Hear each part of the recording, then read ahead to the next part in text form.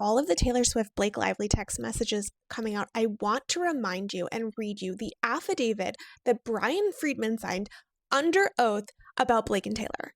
This is from, it was filed 5/15 of 2025, but it's regarding conduct kind of around Valentine's Day.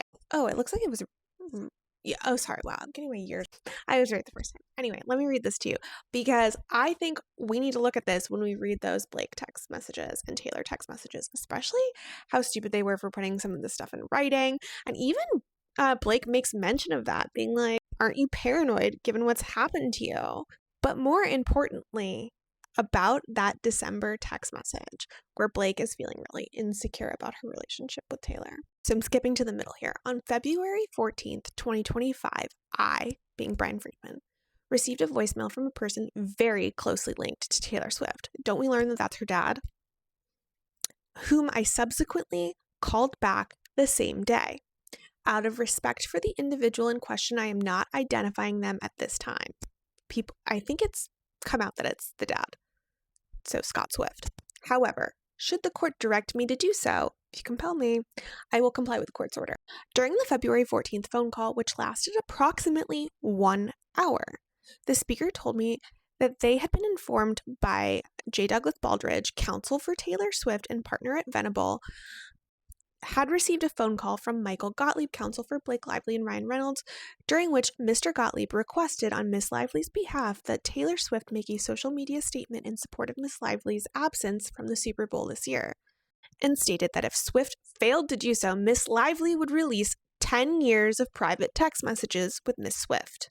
It gets better, hold on.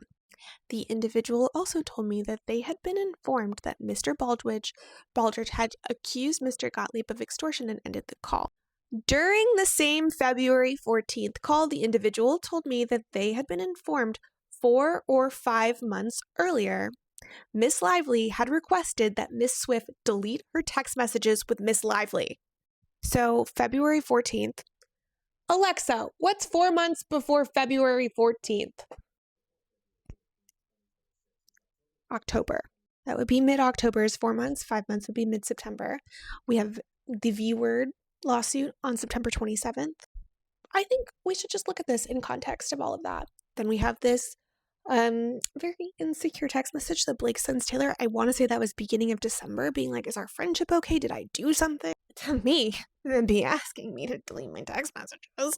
But we also see Taylor like rooting this on, being like, yay for the New York Times article. I'm so happy, this was perfect, which is also in December, like right after it came out, December 21st. And then this February 14th phone call, which is not even 2 months later, Taylor Swift's dad, I think it's the dad, is calling Brian Friedman. And let me tell you, this is signed under oath, so my guess, that phone call really happened. Brian's a lawyer, he knows he can't sign this stuff. He's not making stuff up.